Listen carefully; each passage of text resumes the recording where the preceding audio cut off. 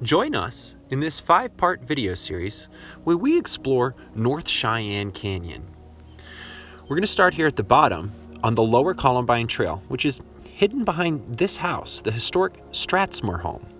However, we'll have more on this home in a later video, but just know right now, it's a really neat regional museum. It's actually not a residence anymore.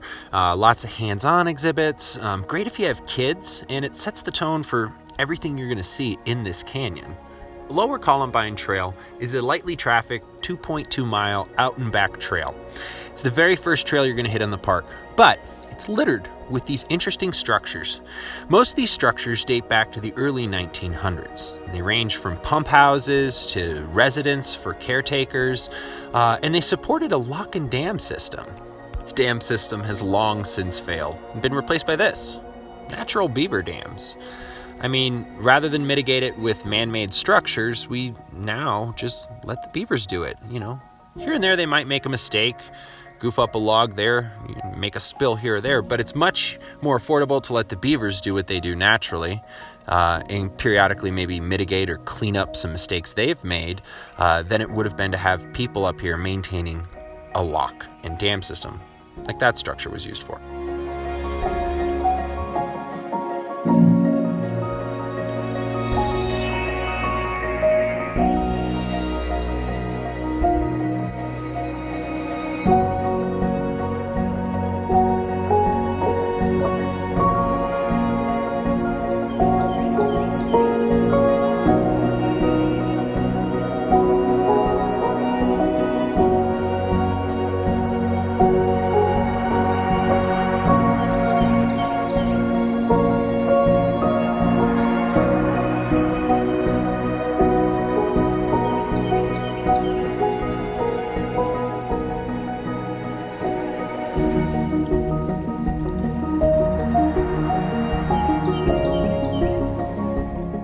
The land I'm standing on was actually General William Jackson Palmer's. He donated it back in 1870 to basically establish a local park system, which was almost unheard of for the time and certainly unheard of in this area.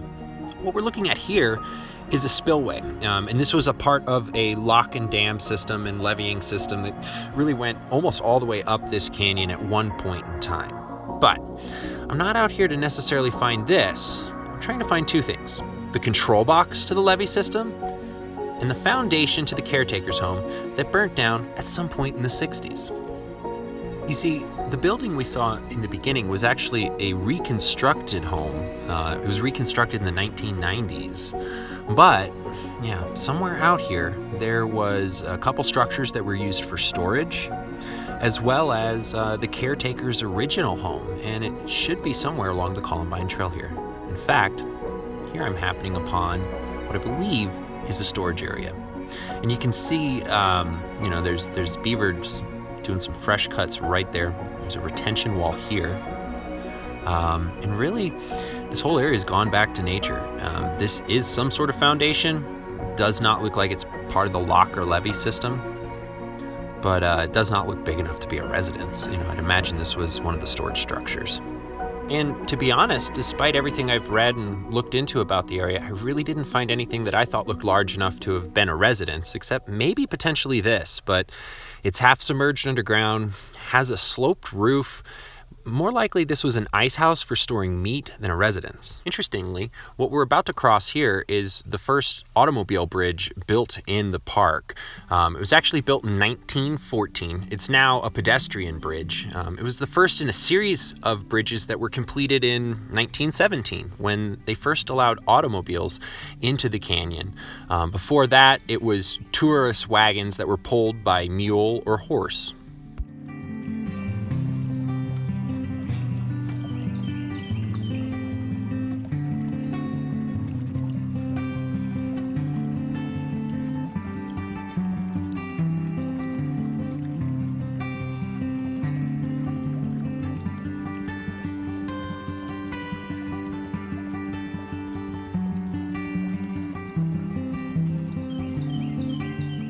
And there it is, what I came to see, a 1900s spillway with intact controls. Oh, and not to mention this gorgeous frozen waterfall that's a portion of the spillway. And yes, I am going to cross, but before I do, a quick preface. You should never do this, or attempt to do this. I have a lot of experience. I would never cross directly on ice. I actually hiked about a quarter mile upstream to find a safe spot to do so. I'm a big believer in safety equipment, such as yak tracks and poles, and by no means is that an endorsement for yak tracks or directions for how to cross ice. That being said, you should never do this.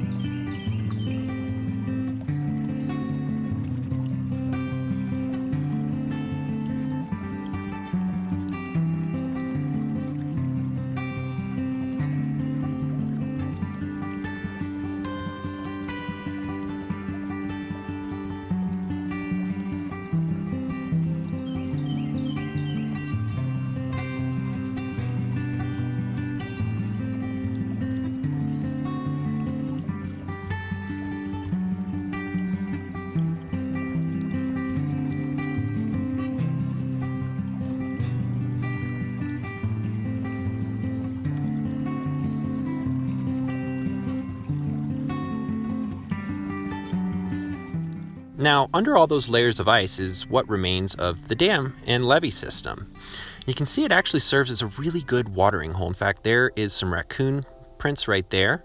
And over here we saw a bear print. That's the back paw. And a little bit right there, you can see the front paw. We also saw mountain lion tracks that were approaching the waterfall. So really, you can tell this serves as a good watering hole well after it served its purpose for people.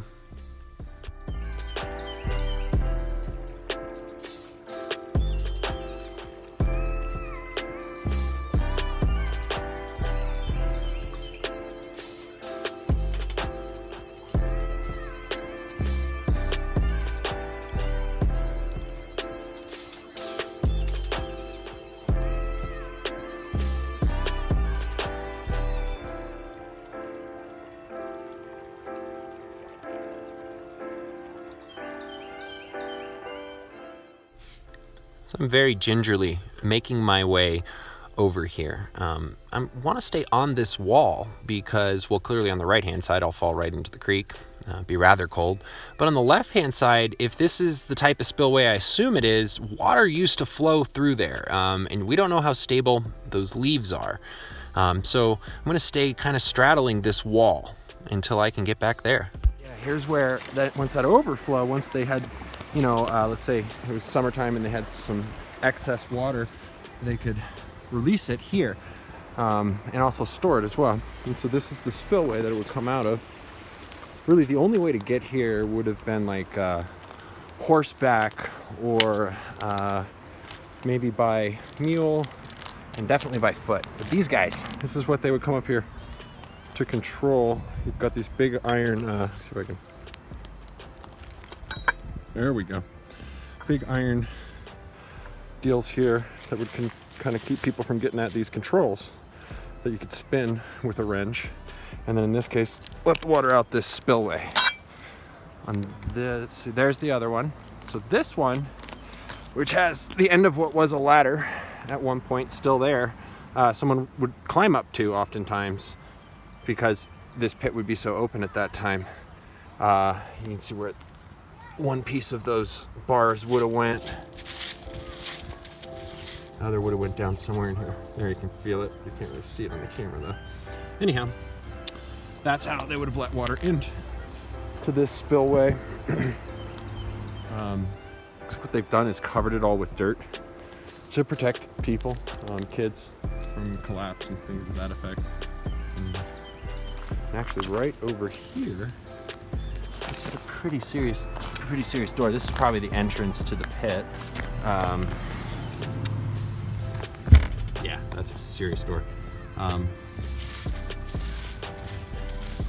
Yeah, and so what they've done here is they've actually bent this over with a sledgehammer so that nobody can open this for safety reasons, obviously. And either purposefully or time has covered this thing almost completely with dirt. So that's the spillway. It's really something. There was no computers to operate this. Someone would have had to have come up here on horse or mule, but most likely by foot. Thanks for spending some time with us today, and please like, comment, and subscribe.